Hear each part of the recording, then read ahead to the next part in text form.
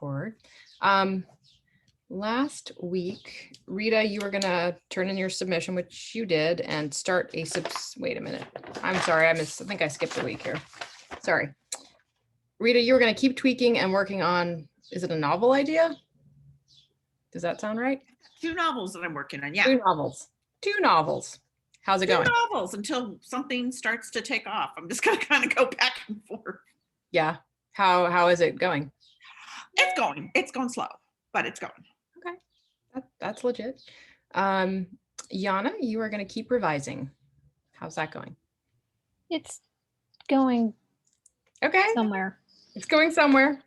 That works. Natanya, you were going to submit your submission, which you did. Anything else to report? Late. Sorry, I only gave you all a day to read it, but yeah, no, then I just kind of stopped. That's okay. Let's see here. Martha, you were going to continue your scene inventory. How's that going? Yeah, I got it finished and now I get to actually look at it and work with it. Yay, exciting.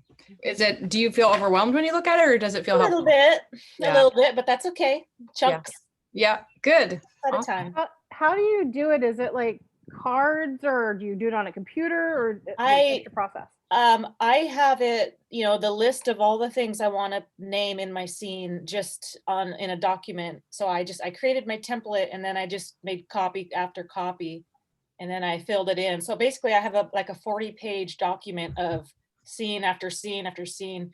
And to help with not feeling overwhelmed, I've named each scene. That's one item. And then I'm taking that line into another document. So I have a list of the name of all my scenes. So I have 2 different documents to kind of work with. It's helping me to see patterns and look for the energetic markers and all that stuff. It's great. Awesome. I love it. Yeah. I've done it sooner. Well, I always, no sense beating yourself up. You did it at all. That's awesome. Yeah, it's very helpful. And there's different ways you can go about taking an inventory. It depends kind of what you're looking for, or what will be most useful to you to know. I do mine in an Excel spreadsheet, because I cannot adapt to these fancy technologies that I want to, but my brain just goes into rejection mode and it starts to feel like too much work, and it shouldn't. Yes. And I'm also definitely going to print out this document, Natani, and have it beside me. And then when I'm working on this the manuscript, because I only have one screen. So I do the same thing. I always print it. In fact, there was a time, for a long time, I was keeping my plot on butcher paper with the little scene notes, like a big thing on my wall. And that helped me a lot, just the visual, and then I could write on it. And it probably was not very practical, but it worked. So yeah, I actually bought a big old, roll of paper. So that's what Martha, who the plot whisperer and who co-wrote Writing Deep Scenes with me, that's her method. And I was like, I'm going to try this. And it really does work. So anyways, all right. Well, I don't know. I don't want to wait for too long. So Sochia will just kind of jump in when she gets here. And I'm guessing that Sashna's not feeling well. So I wanted to talk today about flashback scenes, kind of go through the process and some tips and tricks for flashback scenes. And let me get the presentation up. Which one is that? Let's see here.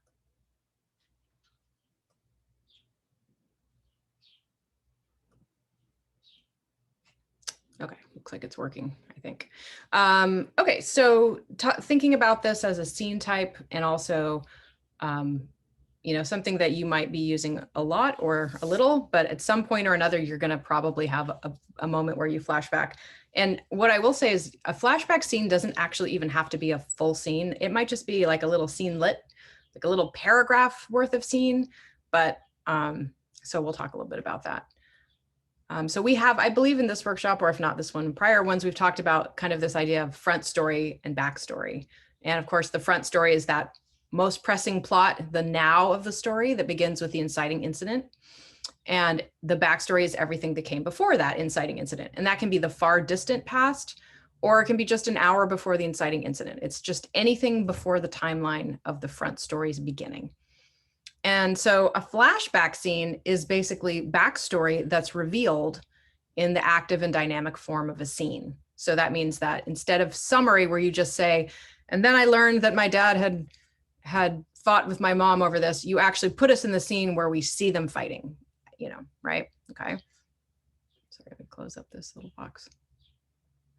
And a flashback scene should do a few things. It should illustrate or explain a plot or character element in the front story. So it really has to have a function. It can't just be like, oh, here's a good time to go tell the reader something else about my character. It has to be timed. There has to be a reason for its appearance. It should focus on action, information revelations, and character interactions, just like any regular scene. So it's still in that real-time passing momentum kind of quality where we see people moving through space and time. We hear them talking in dialogue.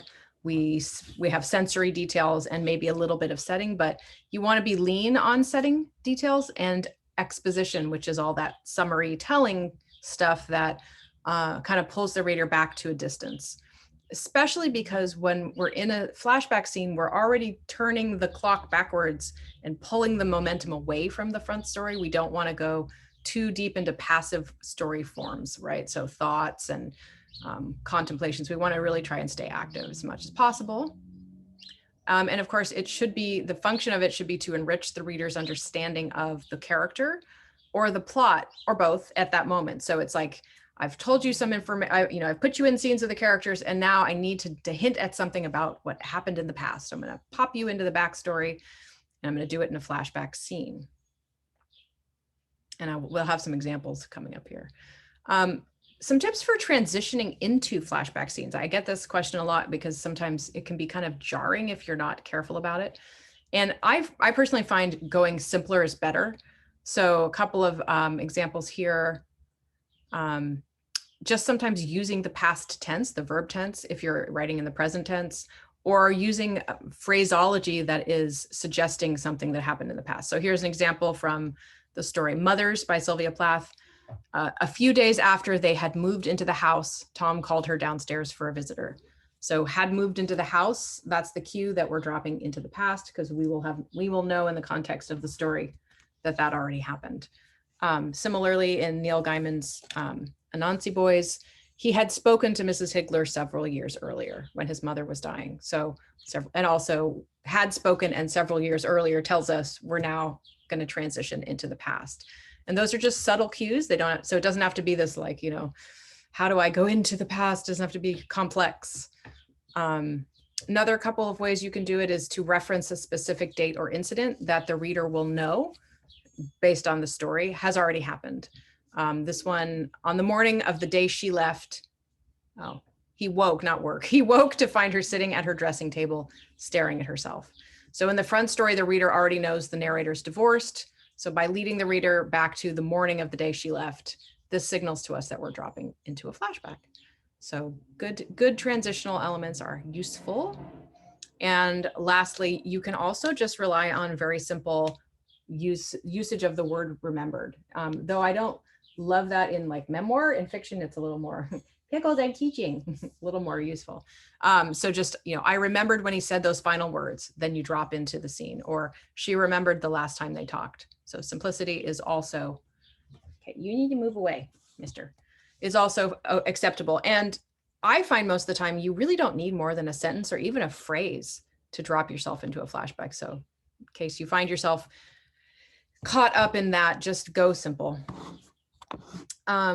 Even though I said this already, let's go a little deeper into why we use flashback scenes. So they're most effective when something in the past is either directly responsible for or explains something in the front story. So instead of, again, just general flashbacks, like in this, I'm drafting a novel right now, and there's a lot of, I realize I need to show the reader my character's past. She had an abusive father. And so I started writing flashback scenes, and I was like, these aren't relevant to the plot. You're just writing them to get to know your character. So you're going to have to figure out where these actually go, that they are relevant to the plot as well as the character. And again, remember that a flashback scene is still a scene. It just happens in the past. So you really want to focus on keeping it active. So I'll read you an example from a fabulous novel called The Historian by Elizabeth Kostova, and in which a daughter discovers that her father has a connection to the mythical Dracula.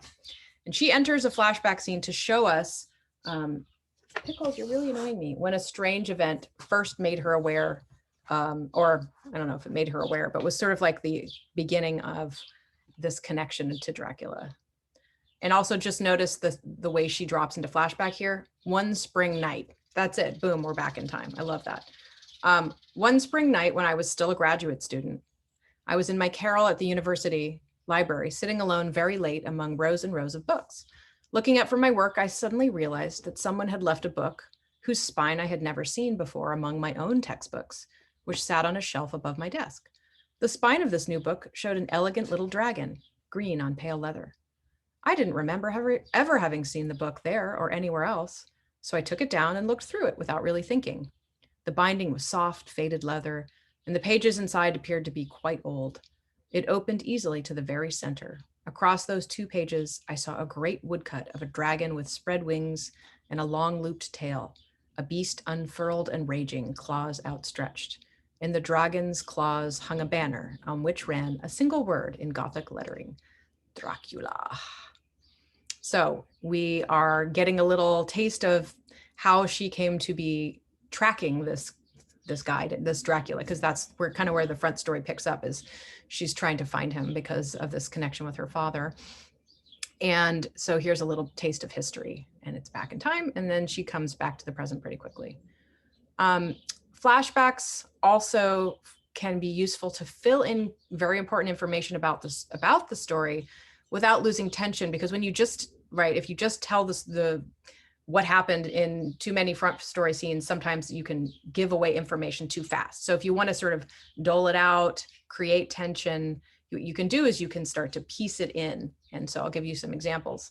This is another one of my all-time favorite books. Actually, there's two in the series. It's not a series, but The Sparrow, and then the sequel is called Children of God. From Mary Doria Russell's The Sparrow, Jesuit priest Emilio Sandoz returns in 2059 as the sole survivor of a mission more than 17 years before to make contact with the first known alien life on the planet Rakat. All the reader knows is that Emilio, once a respected Jesuit priest, has behaved in such a way while on planet that he is now referred to as a child killer. Emilio's hands are mutilated and he is so traumatized he won't speak at first. So in the front story, Emilio's superiors are interrogating him to decide how to punish him for this report they have that he did terrible things. And the reputation of their priesthood, they believe, is sort of dependent on this decision. So what she does is, through these flashback scenes, she reveals the truth about what happened when Emilio was there. And you start to get a very different picture of a man that maybe it's hard to reconcile that he's really a child killer. So just an example of a sample. Would somebody be willing to read these 2 paragraphs for me? Sorry, I didn't see. Oh, don't do that. I'll give it a whirl. Okay. Then a juvenile, much smaller than anyone who'd spoken earlier, came forward with another adult, who spoke reassuringly before gently urging the little one to approach Emilio alone. She was a weedy child, spindly and unpromising. Seeing her advance, scared but determined, Emilio slowly dropped to his knees, so he would not loom over her as the adult had loomed over him. They were, for the moment, all alone together, and others of their kinds forgotten, their whole attention absorbed. As the little one came closer, Emilio held out his hand, palm up, and said, "Hello." This, Emilio, seemed... Oh, sorry, that's me. Oh, okay.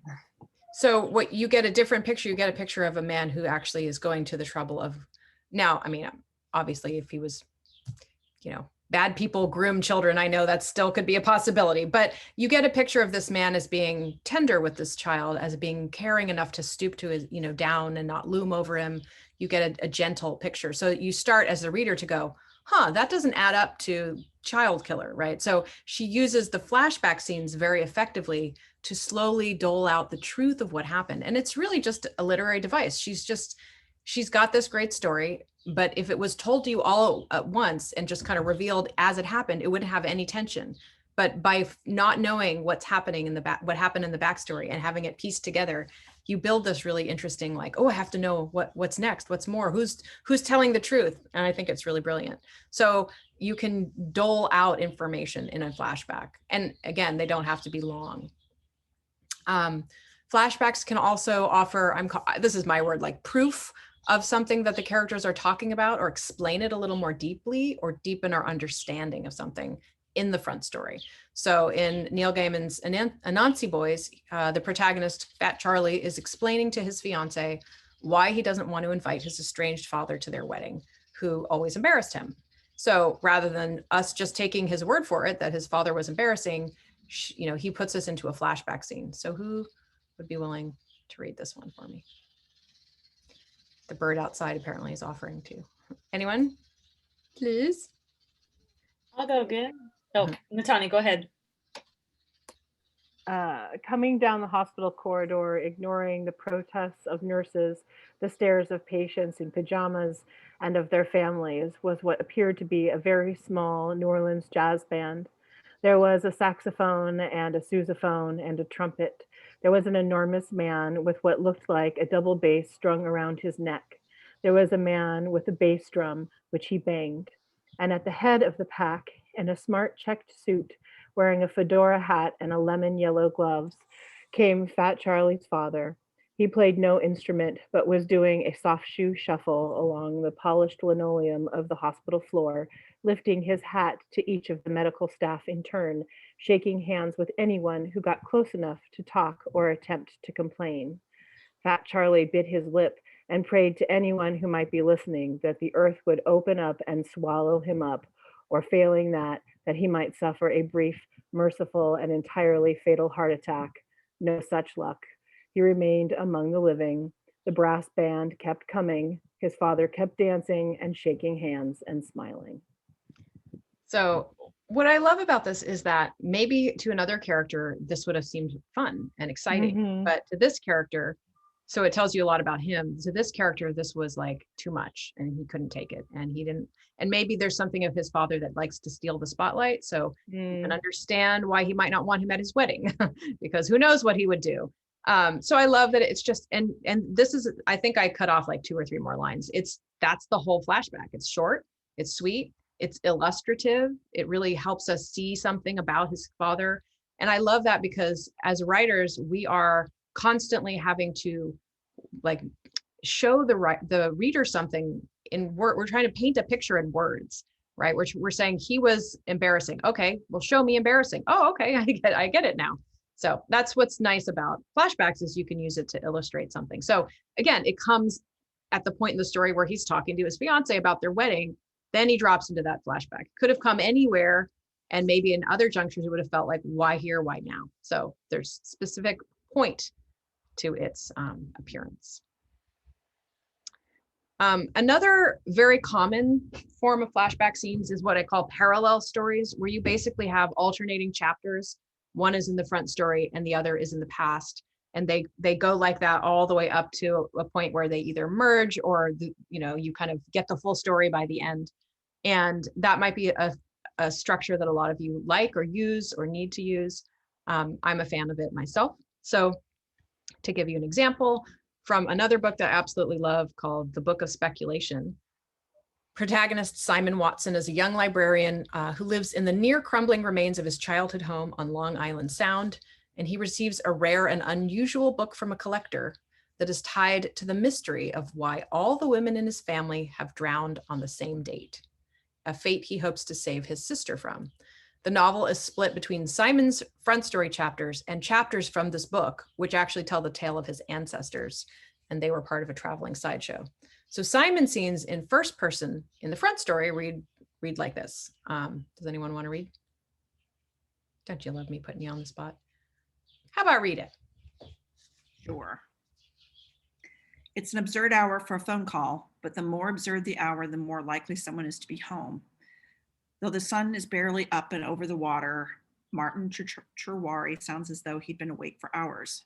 Mr. Cherwari, I'm so glad to reach you. This is Simon Watson. You sent me a book. Oh, Mr. Watson, he says. I'm delighted to hear it arrived in one piece.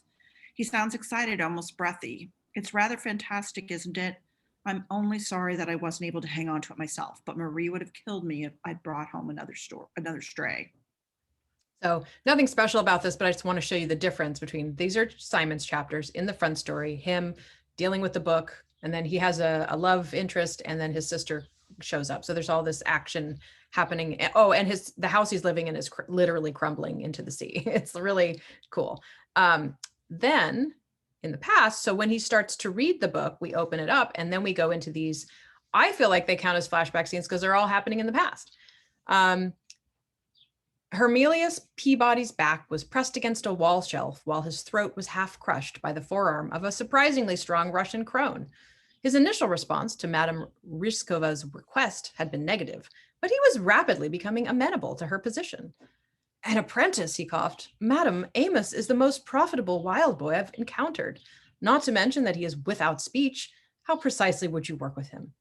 Ryzkova made a noise that fell between snarl and squawk. We will work well. The cards say it will be so. So, just different examples, but what I want you to notice is in both instances, we're in scene. There is action. There is something happening. There are people dialoguing. There is, a little bit of setting detail perhaps. And it's active. It keeps us engaged, even though it is happening in the past. And that is really the most important shape of a flashback scene. If you find that you're just summarizing the past, the reader is going to start to feel lulled to sleep, tired, bored, things like that, right? And then we have ending a flashback scene. So what I mean mostly is when you're sandwiching a flashback scene between front story pieces, like how do you come back out of it like you did going into it? So some examples here. If you're, so from the historian, I like how she uses time as a way to draw us back out. Good Lord, my father said suddenly, looking at his watch. Why didn't you tell me? It's almost 7 o'clock. I put my cold hands inside my navy jacket. I didn't know, I said, but please don't stop the story. Please don't stop there. What I love about that too is that, that feeling of being so caught up in a story that you actually lose track of time. And so I love that she kind of creates that feeling a little bit. And then in Anansi Boys, after the flashback with Fat Charlie's father, basically she just uses, I would say just like an action. So said Rosie, draining her Chardonnay, you'll call your Mrs. Hickler and give her my mobile number. So we just come right back to the moment with people in the front story scene. So we've got action, we've got dialogue, we're back in the moment. So pretty simple. Again, you don't have to do anything dramatic or fancy. So now we're going to write.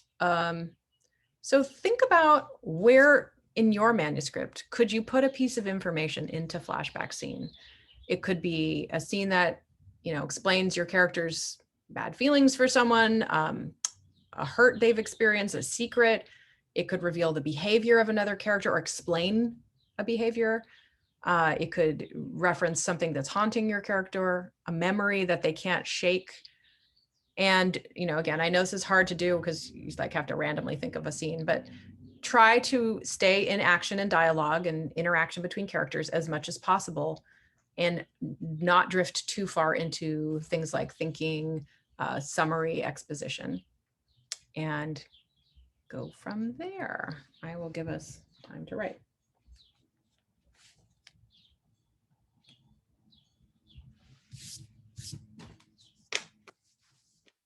Pickles, go.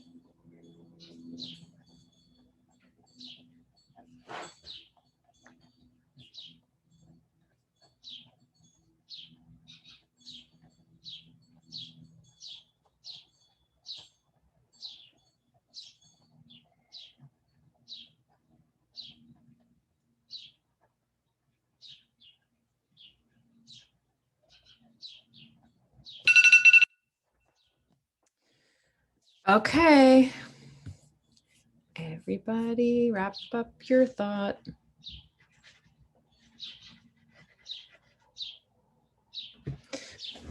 Okay. Before we read out loud, I'm just going to read the final slide because it's easier that way. So just to summarize kind of what we've just discussed, make sure that your flashback is focused on action, information, revelation, and character interactions, and make sure that it is there's a direct correlation to the front story. There's a reason why you're entering that backstory.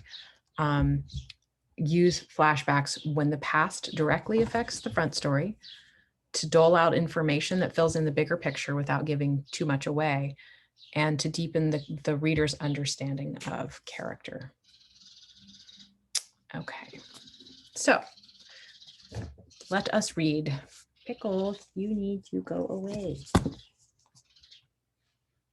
Why don't you teach the class? All right, who wants to read first? Natani. Go. I remember when Elise told me how important it was to be a mother, how it was my role as a woman. It's a Sunday and the grass is ready for pulling. She calls across the field for me, and I run up breathless and excited. Our adventures are always magical, especially when they're a surprise.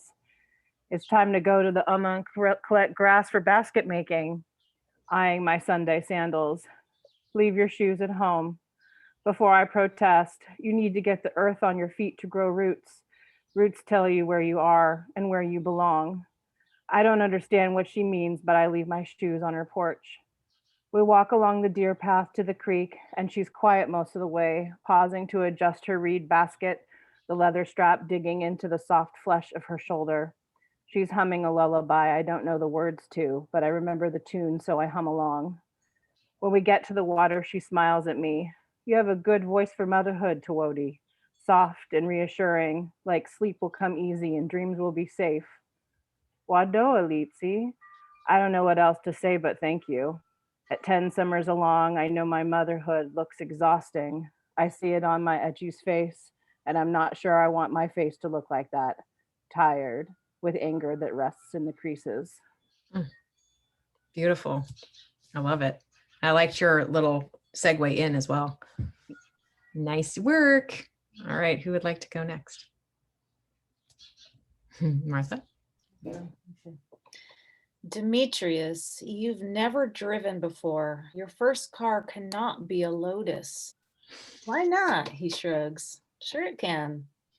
Demi, that's hot, Sylvie says, looking over the top of her shades. She grins at us in the rearview mirror. You just healed. Now you're going to risk your neck again? My head races with so many fears. Calm down, mother, he says, and exchanges a glance with my sister. I hate that look, that Alora is too young to understand anything thing they do. I look away, slammed by a sudden wave of anger. I could hurt him myself. But he takes my hand in the privacy of the back seat as my sister drives. Hey, he says. Hey, what? I snap. You have to trust me. He gives me a mellowed down version of his goofy grin, trying to be cute, trying to be lovable, and it's so working. Like I trust you. I'm not going to do anything stupid, he says. We lock eyes. I just don't want you to get hurt, I say, surprised at the flood of memories. They hit me all at once. I was doing my schoolwork at the kitchen table when the call came. Double digits, multiplication problems frustrated me all morning. Grumbling, rubbing holes clean through my paper. The whole second row of my math problems were a mess. Demi should have been there helping me. Mom gave him a small allowance for his efforts. He might not have gotten past algebra, but he had his multiplication table down cold. Mom picked up the phone and her face got weird. Then she went to the string room to speak to Dad. She left the house without a word to me. And when Dad emerged, his face looked strange too. He made 2 cups of hot cocoa and joined me at the table. At that moment, the air got tight and strange. Demi won't be coming over today, he said. Why not? I asked, keying in on his emotions, my stomach twisting. Because, he said, his eyes going red and watery, looking off in the distance. Demetrius was in a very bad accident last night. He's in surgery. The doctor said his pelvis was crushed. I remember feeling like my skin was on fire. I was hyperventilating, panicking. Dad held me and we cried. He almost died, that father of his. My dad shook his head, 2 lines of tears running down his cheeks. You never knew the trauma your accident caused me, I say, taking a chance at opening up. I'm sorry, Alora, I sob. All those years growing up, you were my best playmate, all mine, at least in my head. I quickly wipe my tears, and we both laugh a little to release the tension. But then you became this angry boy in a half body cast, screaming, throwing things across the room at your dad, at your visitors, and even me. Those were dark times for me, Demi says. I know, I say, squeezing his hand back. Clearly, he's processing a lot. And my sister Sylvie, to her credit, keeps quiet for once. Nice. You did a lot in that stretch of writing. My goodness. I'm impressed. Very nice. I like it. Who would like to go next? Yana? Oh, sure.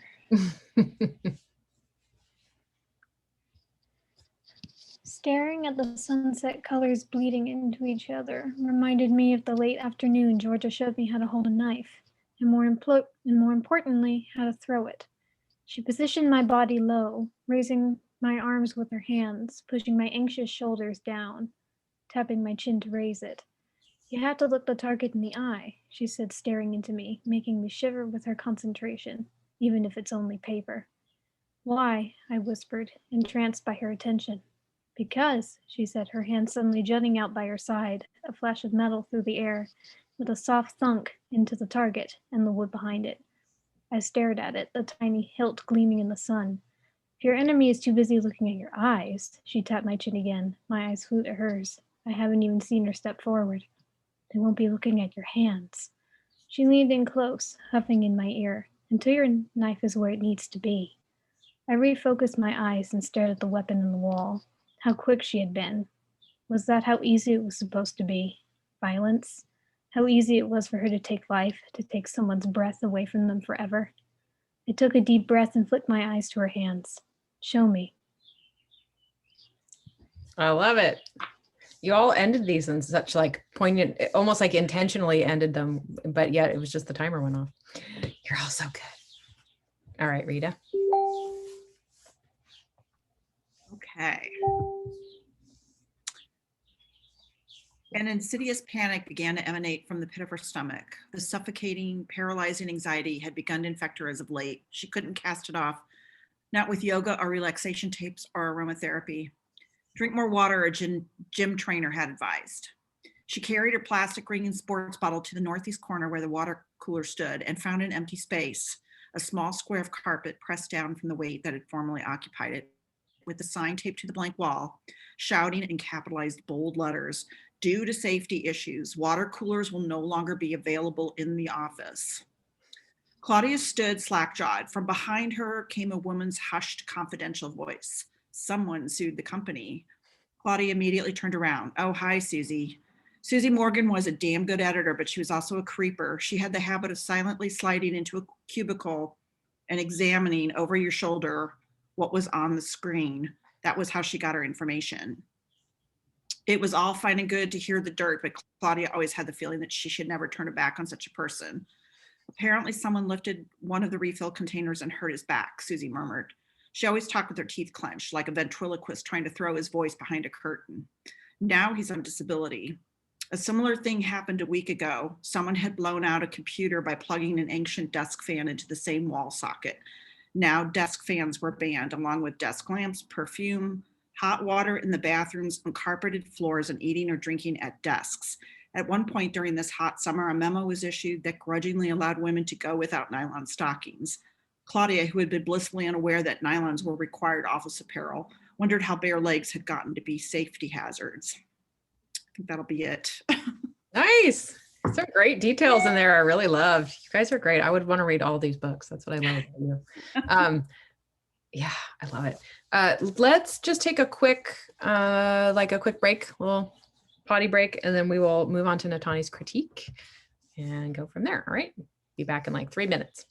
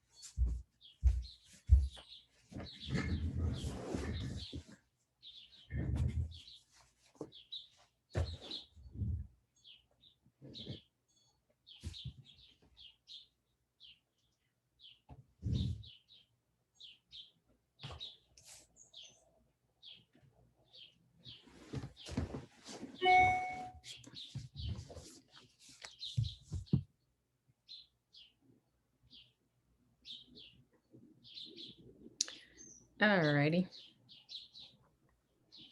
I'm back.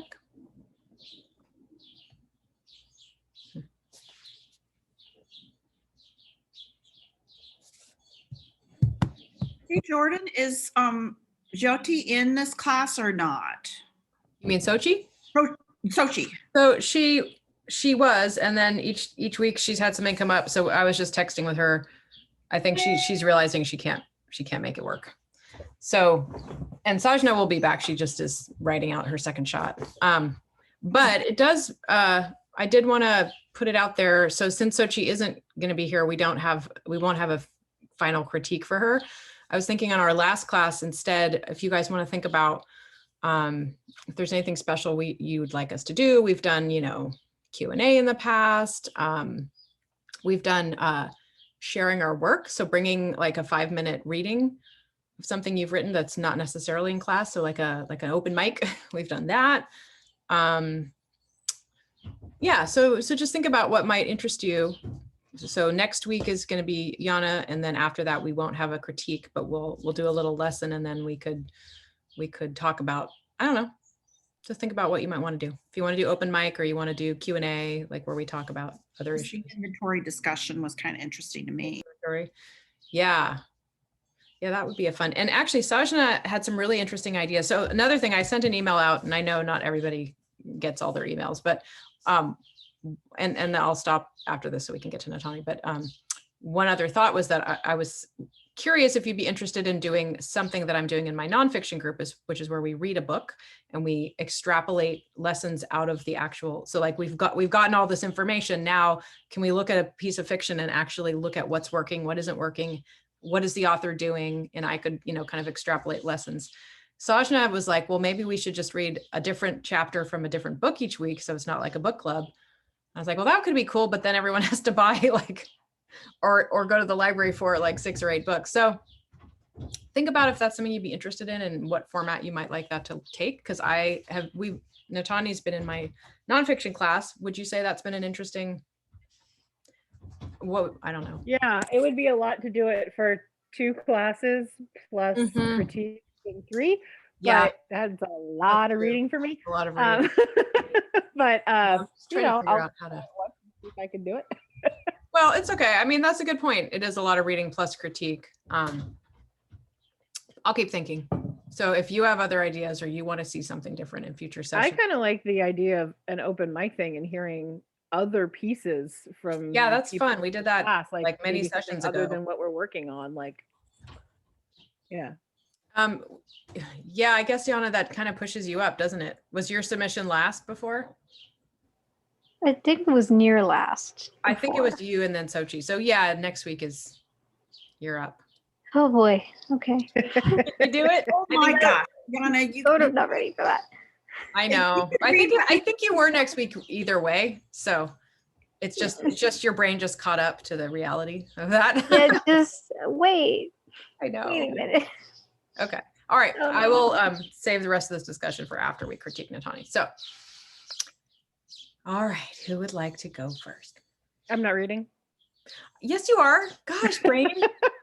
You guys know now by now. You just have to slap me. I don't remember anything. Yes, Natani, please read from your page. Okay. Monday morning, 2 weeks later, Mom is waiting for me outside her house. When I pull up, she's sitting on the porch, snapping beans with my youngest sister, August.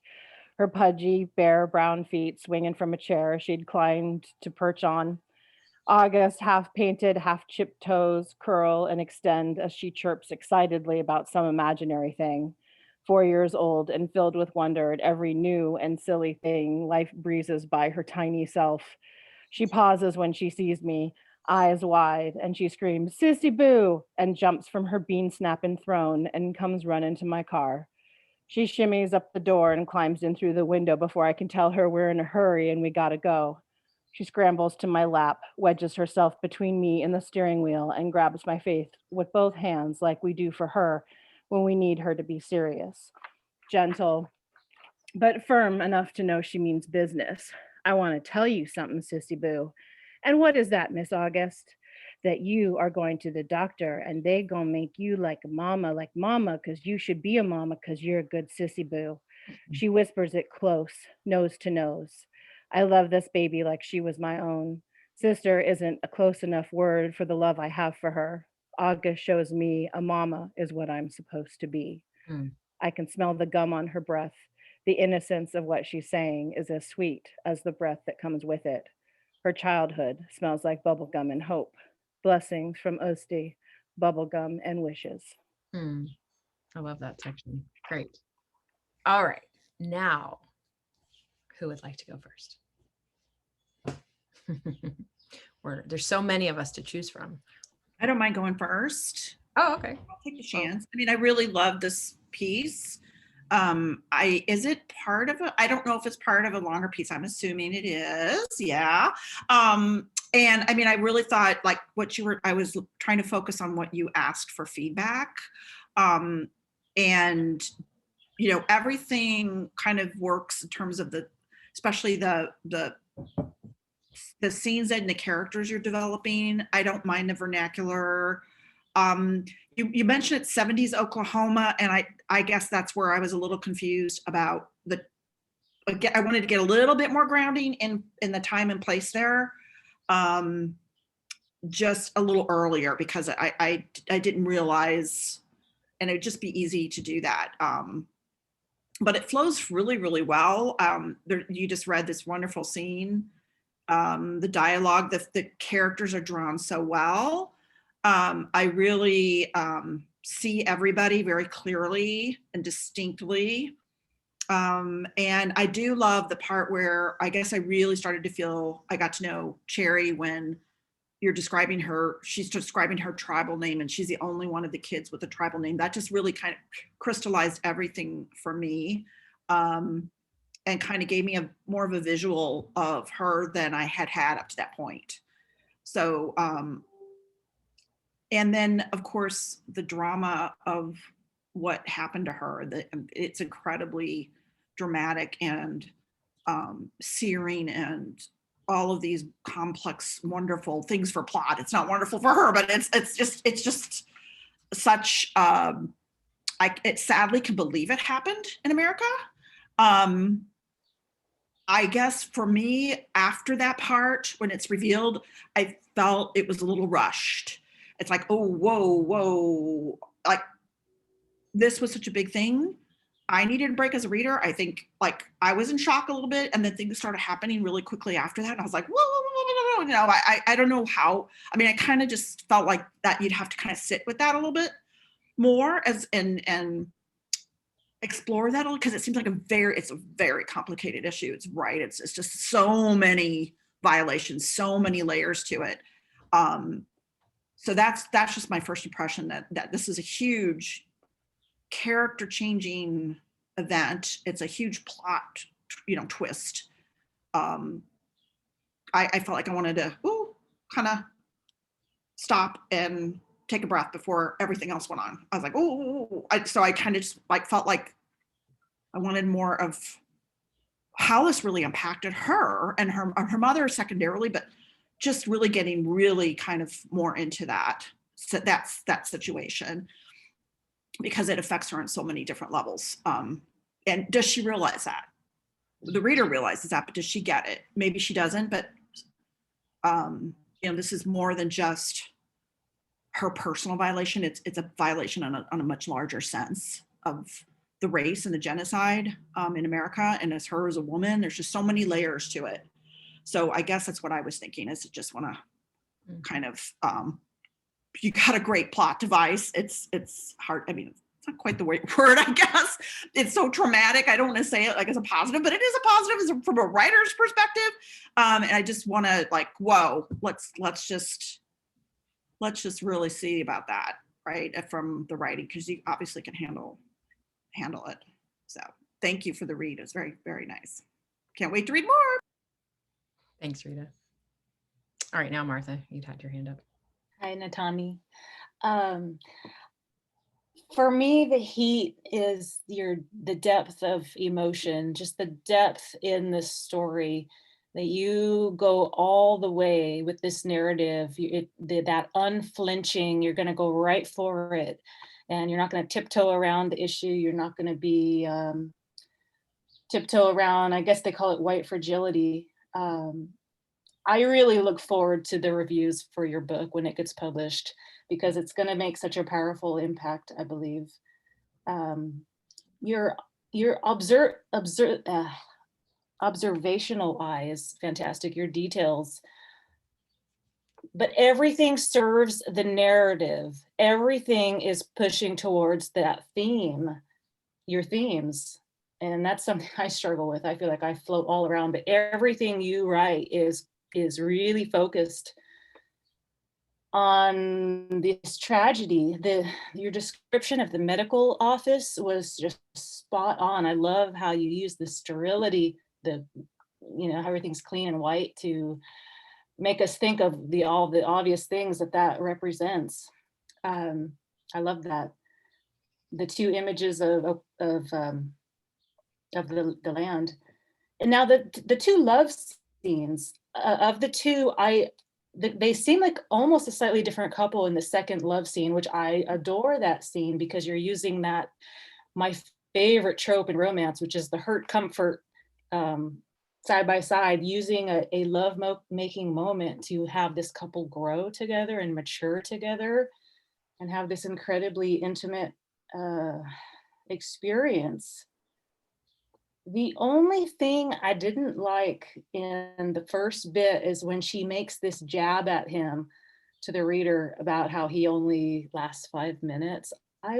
Something about the tone felt a little disrespectful coming from her. I know it's a joke, but men's bodies are sacred too, and she's on about this sacred body. So I just, maybe take a look at that. I want just to feel that she does respect her husband, even in the beginning, and then it just deepens and deepens. I love how their lovemaking changes in this moment. And I thought it was beautiful. Lovemaking as therapy. But that little jab, I think maybe reconsider that, or I don't know. But other than that, I am just in awe of this story and the power behind it. And I know it's going to be published one day, very soon. So thank you.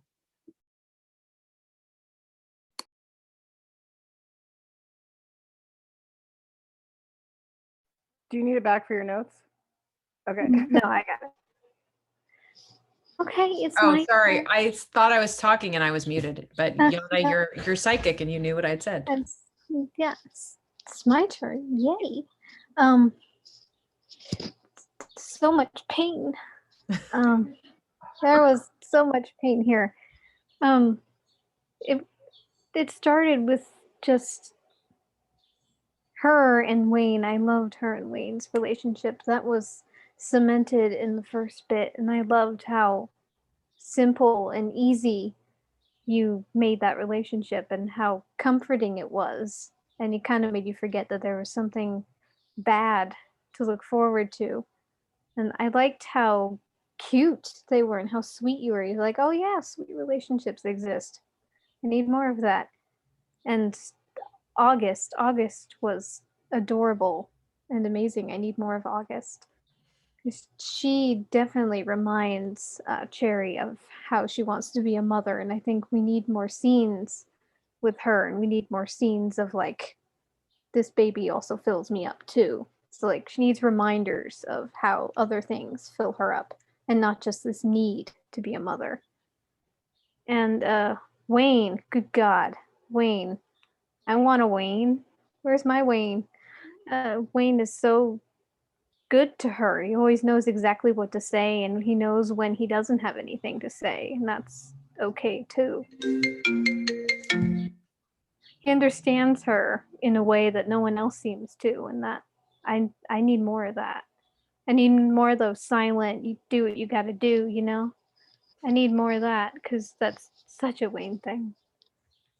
And the pain that she feels when she finds out that she didn't have the thing that would make her the most happy, that hit me in places I didn't know it could hit. It just made me feel full and empty at the same time, you know? It was just it ripped me out and then it put something back in, and I don't know what it was.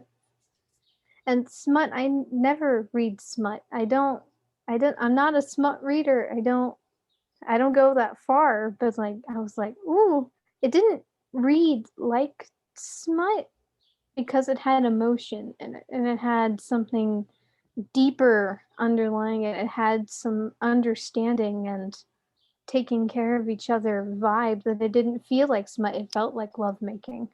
So it kind of feels weird to call it smut, you know, because it wasn't graphic. It didn't need to be graphic because the emotion was the graphic part. So I kind of want it to be I need more of it, you know? I don't think there's much else that he can do for her besides showing her how he feels, because that seems to be his real way of comforting her and telling her that she's the one he loves, because of how gentle and how sweet he is with her despite his bulky presence. You know, he's very big, but he's trying so hard for her. And I think we need more scenes of Cherry finding herself and like finding her happiness in other things, because it seems to be her only viewpoint is being a mother. I think we need more goals for her. I think she needs to realize that she has other things to look forward to. But other than that, I loved everything about this. There was everything poignant and everything meant something. And it was just, ow. So I can't wait to read more. Thank you, Yana. All right, Ms. Natani, making my job hard. I had a really hard time coming up with things to critique this time around. I really did.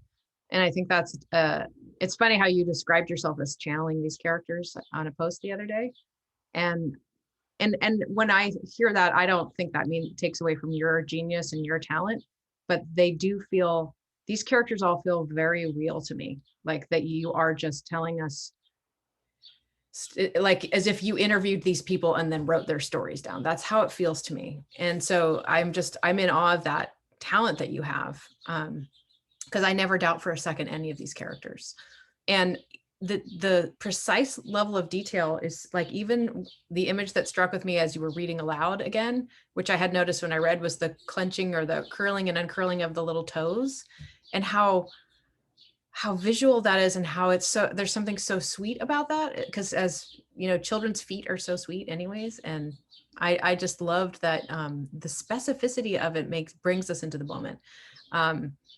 I love Cherry and her man. They are so good together. And I think it's really nice, even though I think in a story like this, where you have so much pain, it's actually okay to have a relationship. Oh my God, my dad keeps calling. It's okay to have a relationship where you don't have a lot of struggle. Like normally, and it's like, oh, you want to put the struggle in because you want to keep it interesting. But I think in this case, it's actually okay for that relationship to be her landing spot, because she's going to have so much other pain to deal with. And she already, even just, you know, being a Native woman in a white world, that's pain. Then learning about her hysterectomy, her forced, you know, hysterectomy is another one. And I like that she's very fixated on becoming a mother, because it makes her loss that much greater. If she was just like, yeah, I can have him or I can't, it wouldn't be but the fact that this has been her single-minded purpose to me, and of course her character arc will require what does she do in lieu of that? She's going to find another path. But that's a really powerful effect that you created. I also highlighted a lot of sentences that I loved. I'm looking at it right now. Oh, you know, one of the things I love the most, I love them all so much. When she's at the doctor's office, and the way you even describe the painting showing another Oklahoma, like that doesn't exist. It's not an Oklahoma I ever seen. The barns look tidy and fresh built. Like even that detail is so excellent. Like it's like everything in this world is sterile, not just the building, but actually even the artwork is like reflective of a reality that nobody really lives in, or that, you know, and I just think that's so brilliantly done. So I just have so few criticisms. I had like a few questions here and there that I put in that are kind of specific to a moment where I wanted to know something, but I really didn't have an overall, you just need to like completely do something different. I think what I want you to do is keep doing what you're doing because it's working, and like all the other stuff, the structural stuff will come later and we can worry about your plot later. You can tweak sentences later, but the just general gist of what you're doing is really alive and really effective. And I just want you to keep doing it. So that's what I have to say. Okay, now it's your turn. Well, thank you guys. I took copious notes while you were talking.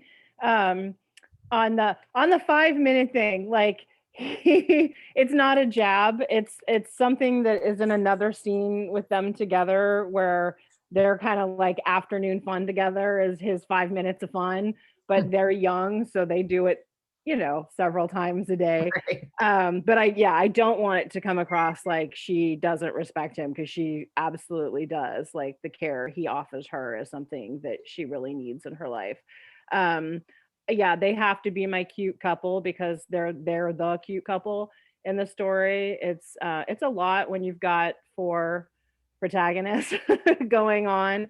And just to explain for Rita, so this was a federal law that was passed, and it was a whole campaign by the government to sterilize as many Native women as possible to decrease and deal with the Native or the Indian problem, because killing us didn't work. So I included Cherry, and she's my only Black Indian character because this happened to Black women in this country too, and it's never talked about. People just started talking about the Native side, so I really felt it was important to include one character that was from both of those worlds.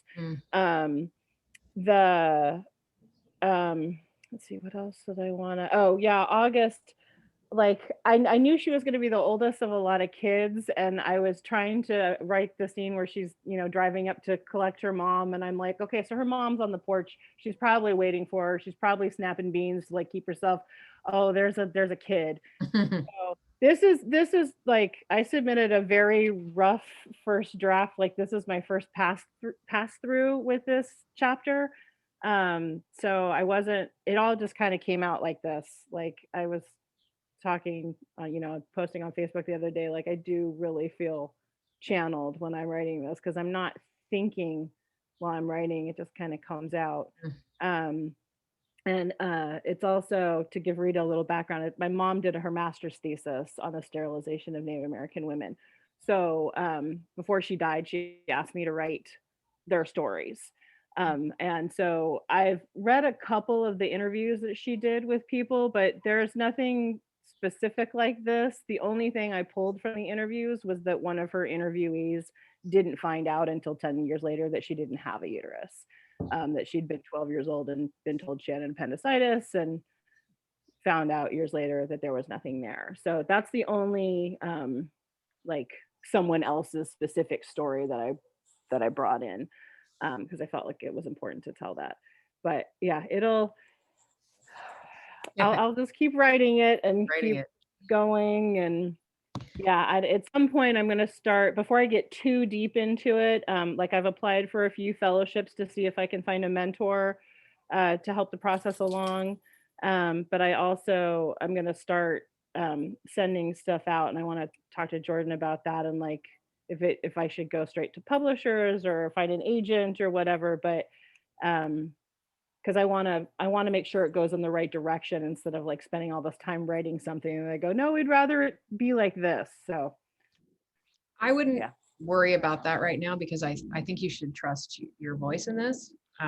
Okay. Most agents want a finished product before they'll even represent it, but a mentor and like fellowships, I think, is a really good idea. And to keep applying, even for ones that maybe you didn't get, apply next year, because persistence really makes a difference. And I think sending stuff out for like publication in journals, so like individual chapters or your sections could stand alone at like in a literary journal, and that would help you build credentials. So we can talk more about that, but that's how I'd approach it. But I don't want you to get someone's opinion right now to tell you to do it different, because I think, you know what I mean? Like there's refining and revising that you can do that will come later. But right now I think you need to trust what you're doing. That's what I think. Oh, my only question I didn't really get an answer to was, how old is Cherry?